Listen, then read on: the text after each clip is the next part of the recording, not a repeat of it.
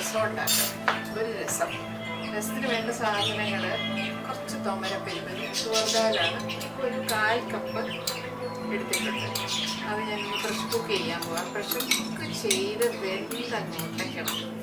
തക്കാളി 3 തക്കാളി ഉണ്ട്. ഇത് ഇടത്തരം 3 തക്കാളി വെള്ളം ഒഴിച്ച് വേവിക്കും. അതാണ് ആദ്യം ചെയ്യുന്നത്. പ്രഷർ കുക്ക് ചെയ്യുക. പെട്ടെന്ന് വെന്ത് കിട്ടും.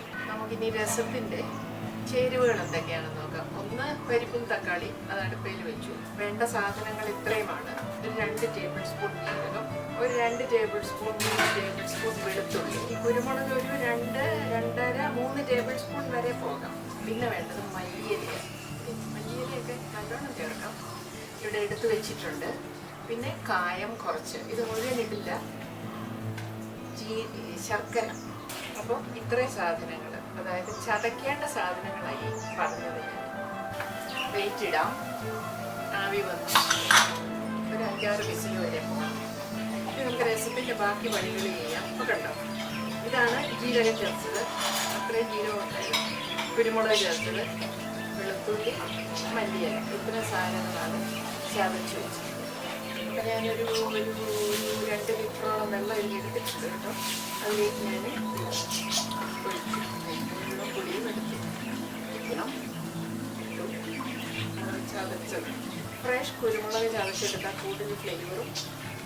ഇത് വെളുത്തുള്ളി നൽകി ചതയ്ക്കാം, അതാണ് ചേർക്കുന്നത്. കുറച്ച് മഞ്ഞൾപ്പൊടി നമുക്ക് ഇപ്പം ഇടാം. ഇനി ഉപ്പ് ചേർക്കാം. ഒക്കെ നല്ലോണം വേണം, ഞാൻ ദിവസം കൂടുതലുണ്ടാക്കുന്നുണ്ട്. ഇനി ഇതൊന്ന് ബോയിലാവണം, ഇളക്കാം. കുറച്ച് ഉപ്പും ഇട്ടിട്ടുണ്ട്. മുളക് പൊടിയേ ചേർത്തിട്ടില്ല, കുരുമുളക് മാത്രം. അപ്പോൾ തുറന്നു ഒന്നിങ്ങനെ സ്മാഷ് ചെയ്യുക. ഒരു 5-6 വിസിൽ ഞാൻ കൊടുത്തു. നല്ലപോലെ വെന്ത് സ്മാഷ് ചെയ്ത് വെച്ച പരിപ്പും തക്കാളിയും, ഉടഞ്ഞ പരിപ്പും ഉടഞ്ഞ തക്കാളിയും വെന്തുടഞ്ഞ്, അതിനെ നമ്മളിപ്പോൾ ഇങ്ങോട്ട് ഈ രസത്തിലേക്ക് ചേർക്കുകയാണ്. ഇനി ഞാൻ കായ ഇടാൻ പോവുകയാണ്. കായം പൊരിച്ച് ചതച്ച് പൊടിച്ചതാണ്. അത് ചതച്ചിട്ടേ ഉള്ളൂ, പക്ഷേ അത് ഇതിൽ ചെല്ലുമ്പോൾ ബാക്കിയൊക്കെ ശരിയായി. നമുക്കിനി അവസാനമായിട്ട് ചേർക്കേണ്ടത് ശർക്കരയാണ്. ശർക്കര ഇല്ല വീട്ടിലെങ്കിൽ പഞ്ചസാര ഇടാം കേട്ടോ. എന്നിട്ട് ഒരു നെല്ലിക്ക വലിപ്പം, വലിയ നെല്ലിക്കായോളം ശർക്കര ഇടാം. അതാണ് ഇതിൻ്റെ ടേസ്റ്റ് മേക്കർ. ഞാൻ പൊട്ടിച്ചെണ്ണിടുന്നേ ഉള്ളൂ, ചീകുകയൊന്നും വേണ്ട. ഇനി നമുക്ക് മല്ലിയില ഇടാം.